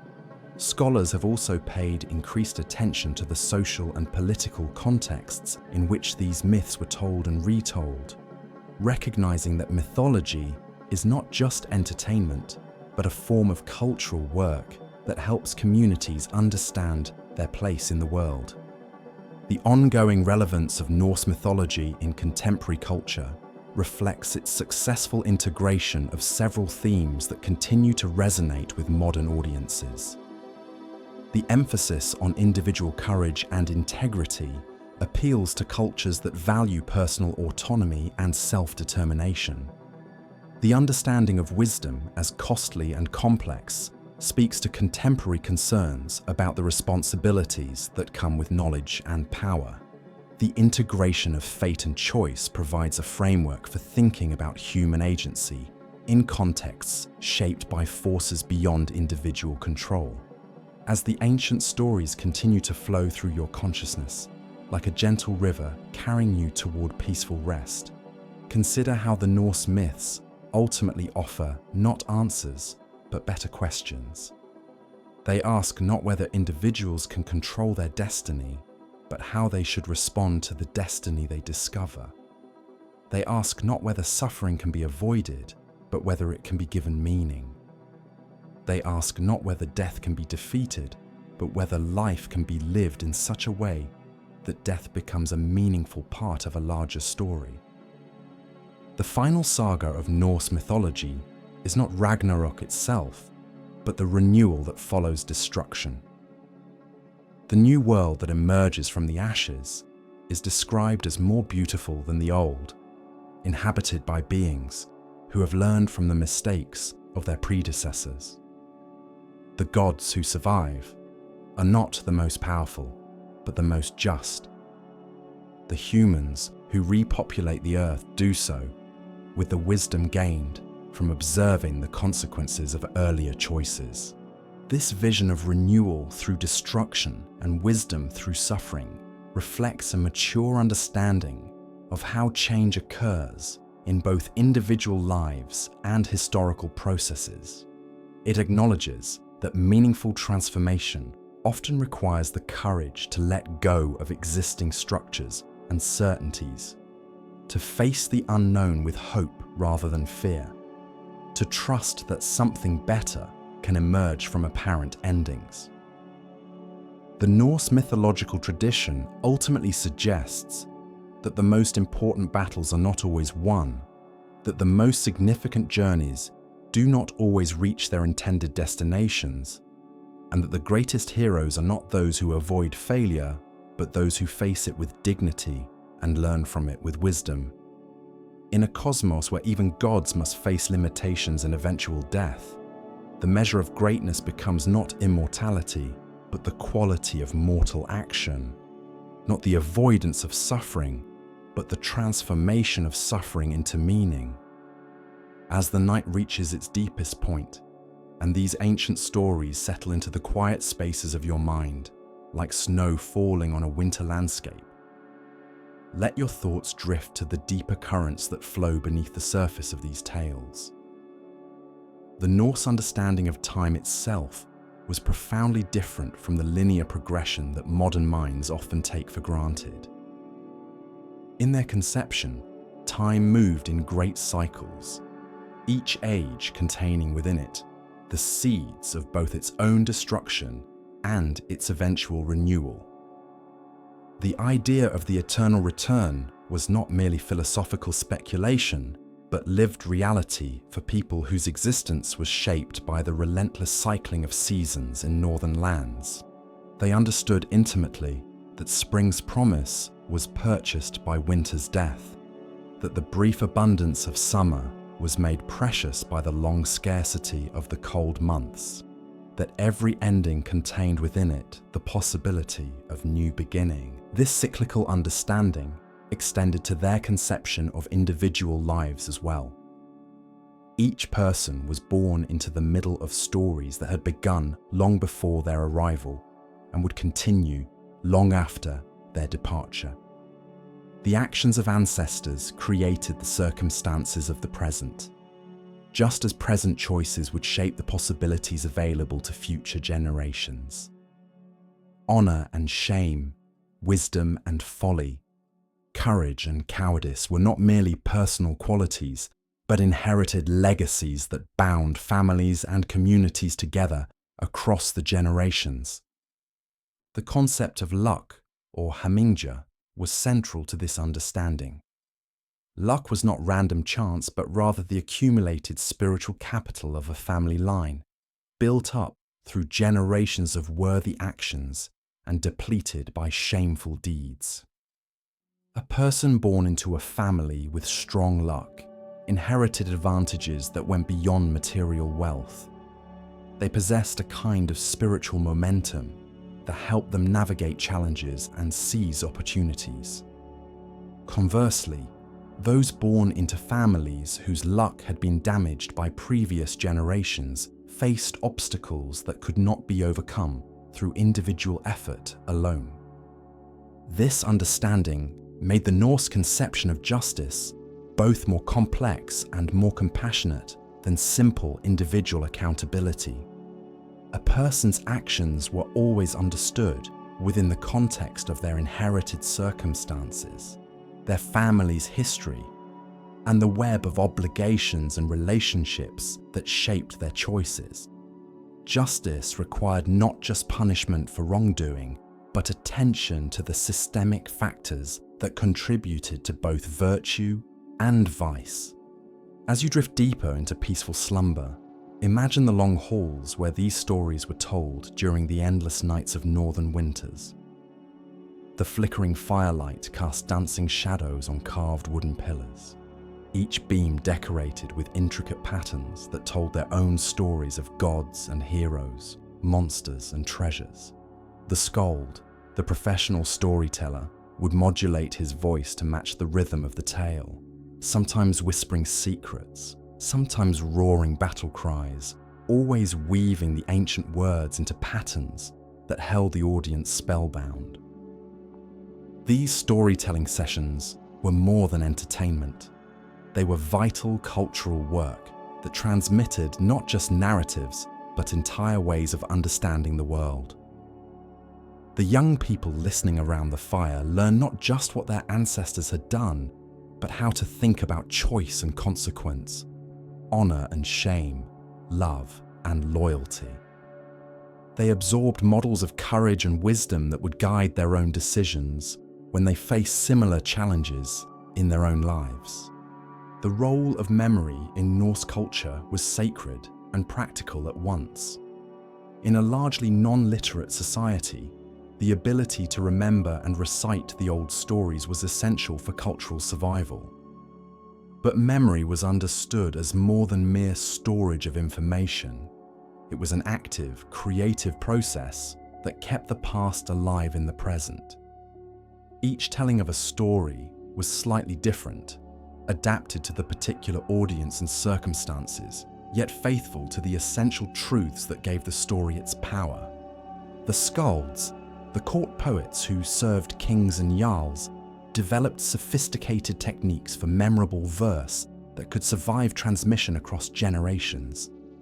Their kennings, metaphorical circumlocutions that referred to familiar things in unexpected ways, created layers of meaning that rewarded both immediate understanding and deeper reflection. To call gold the dragon's bed or the fire of the sea was not mere ornamentation, but a way of connecting the precious metal to the stories of dragons who hoarded treasure and of gods who retrieved stolen wealth from beneath the waves. These poetic techniques reflected the Norse understanding that truth was not simple or one-dimensional, but multifaceted and complex. The same event could be understood from multiple perspectives, each valid yet incomplete. The death of a hero could be simultaneously triumph and tragedy, victory and defeat, ending and beginning. This multiplicity of meaning was not confusion, but sophistication, a recognition that reality itself was too rich and complex to be captured in any single formulation. The integration of poetry and wisdom that characterized Norse culture reflected their understanding that truth was not just factual information, but lived understanding that shaped how one moved through the world. The most important knowledge could not be simply stated, but had to be experienced, embodied, and expressed through action. This is why Odin's quest for wisdom required not just learning, but sacrifice, not just study, but ordeal. The shamanic elements in Norse mythology, Odin's hanging on the world tree, his practice of cedar magic, his communion with ravens and wolves, reflected an understanding that the deepest wisdom required a willingness to step outside ordinary consciousness and ordinary social roles. The king of the gods was also a wanderer and an outcast, a figure who maintained his authority, partly by his willingness to abandon it when necessary, to gain the knowledge that would serve his people. This pattern of leadership through service and wisdom through sacrifice would influence Scandinavian political culture for centuries. The ideal king was not the most powerful warrior, but the wisest counselor, not the one who took the most for himself, but the one who gave the most to his people. The concept of the king's luck was central to this understanding. A good king brought prosperity and peace to his realm, while a bad king brought disaster even if he was personally successful in battle. The Norse understanding of gender roles was more fluid and complex than many later European cultures would allow. While men and women had different typical spheres of activity, there was considerable overlap and mutual respect. Women could be warriors, poets, and rulers under the right circumstances. Men could practice forms of magic traditionally associated with women without losing their essential masculinity. The gods themselves embodied this flexibility. Odin practiced cedar despite mockery from other gods, while Freya was both a goddess of love and a goddess of war. This gender flexibility reflected the practical demands of life in harsh northern environments, where survival often required that everyone be able to perform whatever tasks circumstances demanded. But it also reflected deeper mythological themes about the necessity of integrating seemingly opposite qualities. Wisdom required both rational analysis and intuitive insight. Courage required both aggressive action and patient endurance. Leadership required both decisive command and careful listening. The Norse conception of the afterlife was particularly complex and varied, reflecting their understanding that different kinds of people required different kinds of continuation after death. Warriors who died gloriously in battle went to Valhalla or Folkvanga, where they continued to fight and feast in preparation for Ragnarök. Those who died at sea might join the goddess Ran in her underwater halls. Others went to Hel's realm, which was not a place of punishment, but simply the natural destination for those whose deaths were not especially dramatic. This variety of afterlife destinations reflected the Norse understanding that there was no single model of the good life or the good death. Different people had different gifts, different obligations, and different destinies. The farmer who died peacefully in his bed after a life of honest work was not less worthy than the warrior who died sword in hand. merely different. Each had their own place in the cosmic order, their own contribution to the maintenance of the world. As you sink deeper into the gentle embrace of sleep, let your mind wander through the landscapes where these stories unfolded. The fjords of Norway, where steep mountains plunge directly into deep blue water, and the aurora borealis painted the winter sky in curtains of green and gold. The dense forests of Sweden, where ancient trees grew so thickly that travelers could walk for days in twilight, even during the brightest summer days. The volcanic islands of Iceland, where fire and ice met in dramatic displays of natural power that seemed to echo the cosmic conflicts described in the myths.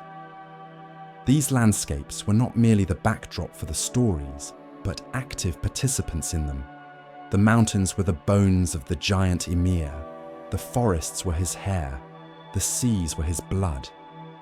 Every feature of the natural world had its place in the mythological narrative, its role in the ongoing story of gods and giants, order and chaos, creation and destruction. The seasonal cycle that dominated life in these northern regions provided the fundamental rhythm for understanding time and change. The long darkness of winter was not empty waiting, but necessary preparation. A time when the earth gathered strength for the explosive growth of spring. The brief abundance of summer was made precious by its transience, a reminder that all good things were temporary and must be appreciated while they lasted. This seasonal understanding influenced every aspect of Norse culture, from their religious festivals to their approaches to warfare and trade. The summer months were for raiding and exploration, when ships could safely navigate dangerous waters and armies could move without fear of being trapped by snow. Winter was for crafts and storytelling, for the indoor work that maintained community bonds and transmitted cultural knowledge. The integration of practical and spiritual concerns that characterized Norse culture reflected their understanding that all activities were potentially sacred if performed with the right attitude and understanding. The blacksmith forging iron participated in the same creative processes that the gods had used to shape the cosmos from the raw materials of fire and ice. The farmer planting grain reenacted the god's gift of life to the first humans. The warrior defending his community continued the eternal struggle between order and chaos that gave meaning to existence itself. This sacred understanding of ordinary activities meant that work was not merely economic necessity, but spiritual practice. The quality of one's work, the care taken in craftsmanship, the honesty maintained in trade, all these were expressions of one's character and contributions to the cosmic order. Excellence in any field was a form of worship, a way of honoring the gods who had given humans the abilities and opportunities to create and build and defend. The Norse understanding of wealth and poverty was similarly complex and morally nuanced. Wealth was not inherently good or evil, but rather a form of responsibility. Those who possessed wealth were expected to use it generously to support their followers and dependents, to fund public works and religious festivals. A miser was despised not for having wealth, but for failing to use it properly. A generous lord who died poor was honored more than a selfish one who died rich.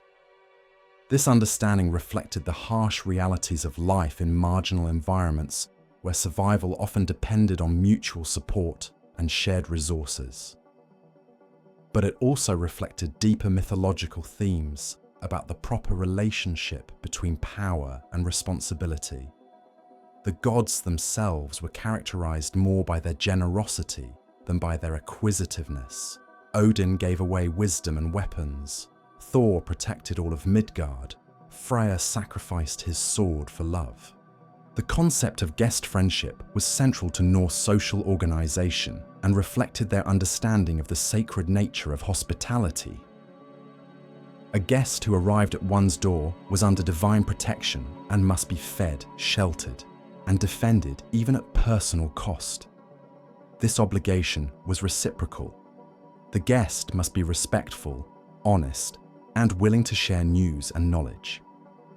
The violation of guest friendship was among the most serious crimes in Norse society because it threatened the trust that made travel and trade possible.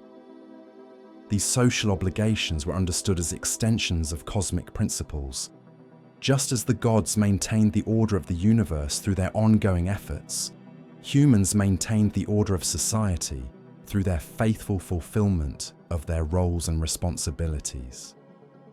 The interconnectedness that characterized the Norse cosmos was reflected in the interconnectedness of human communities, where each person's actions affected the well-being of all. The Norse understanding of education reflected these values of interconnectedness and mutual obligation. Children were educated not just by their parents, but by the entire community. They learned by observing and participating in adult activities, gradually taking on more responsibility as they demonstrated competence and wisdom. Formal schooling was less important than practical apprenticeship and the absorption of cultural values through daily interaction with exemplars. This educational approach produced individuals who understood their place in the larger community and their obligations to past and future generations. They learned not just skills, but wisdom, not just facts, but values, not just how to succeed individually, but how to contribute to collective flourishing. The heroes celebrated in the myths and sagas were not lone wolves, but community leaders who used their exceptional abilities in service of others. As the night continues to deepen around you, and these ancient patterns of wisdom settle into your consciousness like sediment in a peaceful lake, consider how the Norse understanding of community extended beyond the merely human.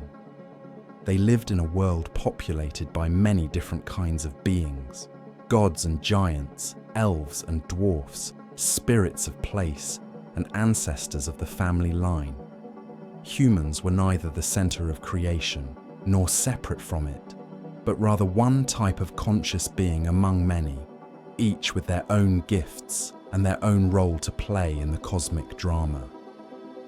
This understanding fostered a kind of ecological consciousness that was both practical and spiritual. The land itself was alive and aware, inhabited by spirits who could be helpful or harmful, depending on how they were treated. Forests and mountains, rivers and lakes all had their own personalities and preferences. Success in any endeavor required not just technical skill, but also proper relationships with the non-human beings who shared the landscape.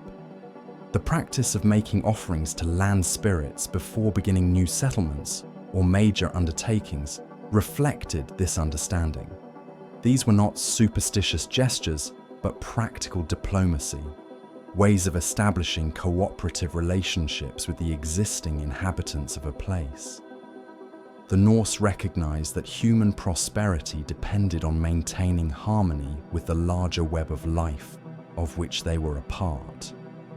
This ecological consciousness extended to their understanding of resource use and environmental stewardship. While they were not environmentalists in the modern sense, they understood that excessive exploitation of natural resources would ultimately harm both the land and the people who depended on it. Their myths included many cautionary tales about the consequences of greed and short-sighted thinking, warnings that resonated with the practical experience of communities that had to survive in challenging environments with limited resources. The integration of spiritual and practical concerns that characterized Norse culture was perhaps most evident in their approach to craftsmanship and art. Every object made by human hands was potentially a work of art, an expression of the maker's relationship with the divine powers of creation. The intricate carvings on ships and buildings, the elaborate metalwork on weapons and jewelry, the complex patterns woven into cloth, all these represented not mere decoration, but spiritual practice. The patterns themselves often contained symbolic meanings that connected human crafts to cosmic principles. The interlaced designs that were so characteristic of Norse art reflected the interconnectedness of all existence. Animal motifs recalled the sacred creatures that inhabited the world tree and served the gods. Runic inscriptions invoked divine protection or blessing for the object and its user. This integration of art and spirituality meant that the act of creation was itself a form of worship, a way of participating in the divine work of bringing order out of chaos, beauty out of raw materials, meaning out of mere matter.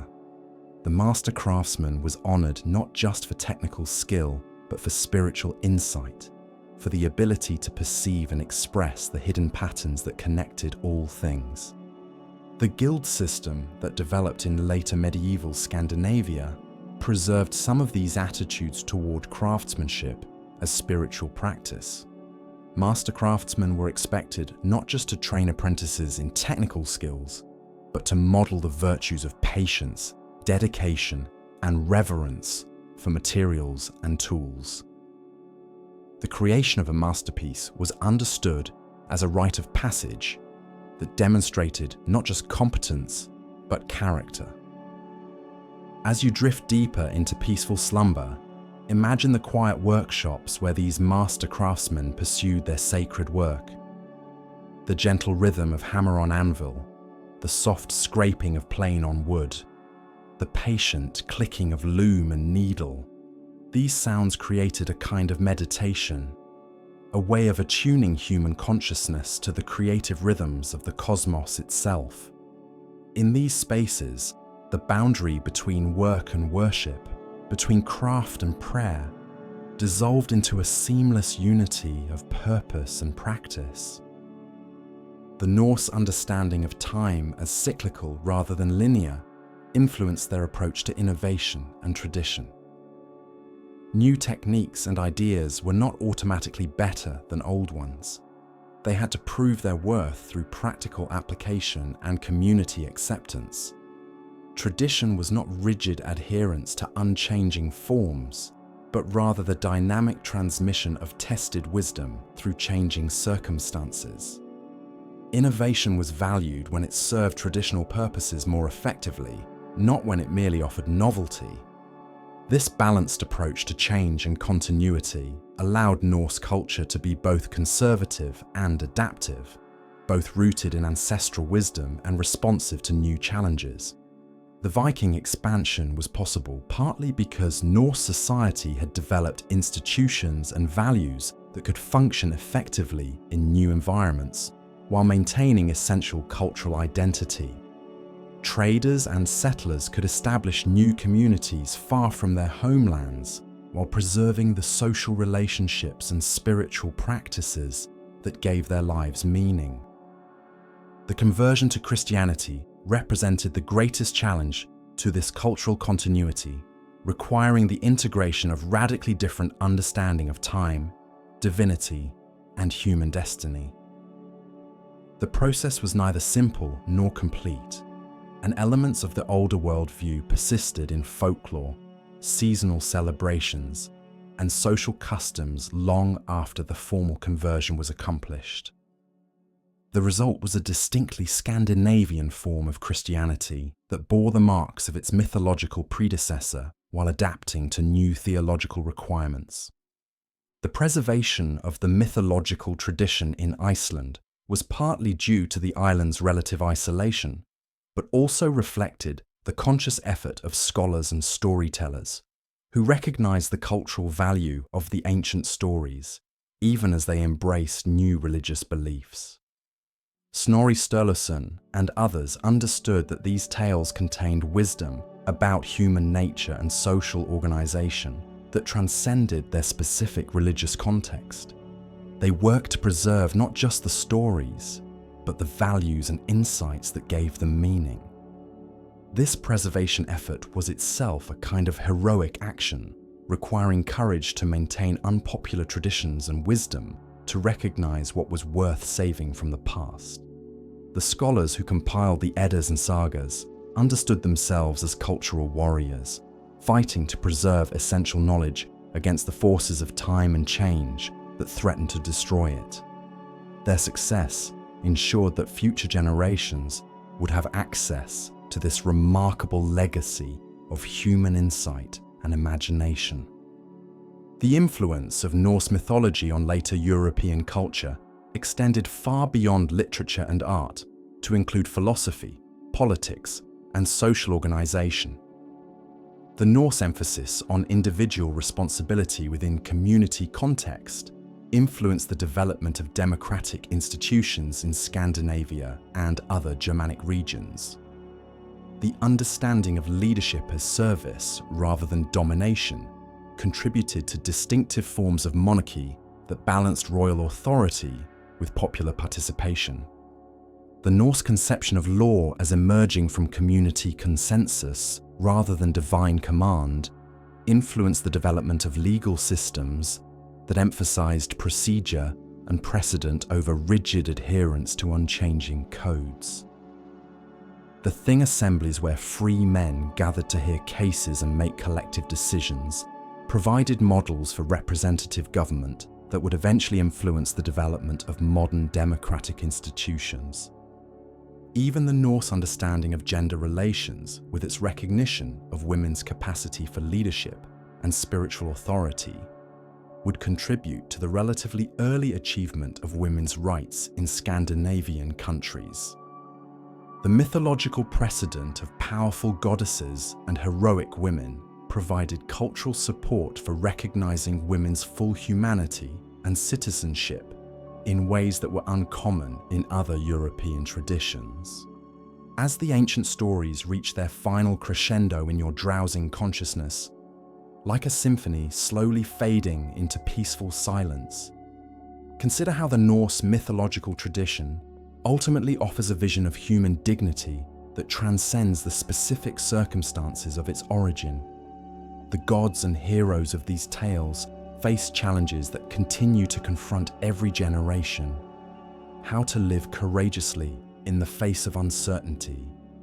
How to maintain hope in the presence of suffering. How to find meaning in a universe that seems indifferent to individual wishes and plans. The Norse answer was to affirm the value of conscious choice even when outcomes could not be controlled, to insist on the importance of character even when circumstances seemed to determine everything, to maintain loyalty to ideals of justice and beauty even when the world seemed dominated by violence and ugliness.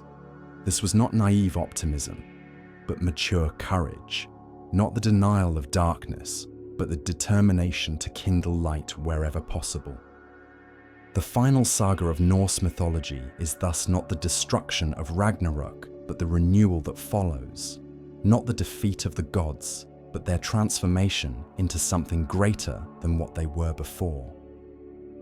The new world that emerges from the cosmic fires is described as more beautiful and just than the old, inhabited by beings who have learned from the errors of their predecessors and who possess the wisdom to avoid repeating them. This vision of progress through catastrophe, of wisdom through suffering, of renewal through sacrifice, speaks to the deepest human experiences of loss and recovery, failure and growth, ending and beginning. It suggests that the most important transformations often require the courage to let go of familiar certainties and trust in possibilities that cannot yet be clearly seen. It affirms that consciousness itself, with all its burdens and responsibilities, is the most precious gift that existence has to offer, worth defending even at ultimate cost. In this understanding, the twilight of the gods becomes not a defeat, but a graduation, not an ending, but a commencement, not the failure of divine power, but its ultimate vindication. For the gods achieved something greater than immortality. They created a cosmos in which conscious beings could find meaning through choice, purpose through service, and transcendence through love. And in this achievement, their own mortality became not weakness but strength, not limitation but liberation, not tragedy but triumph.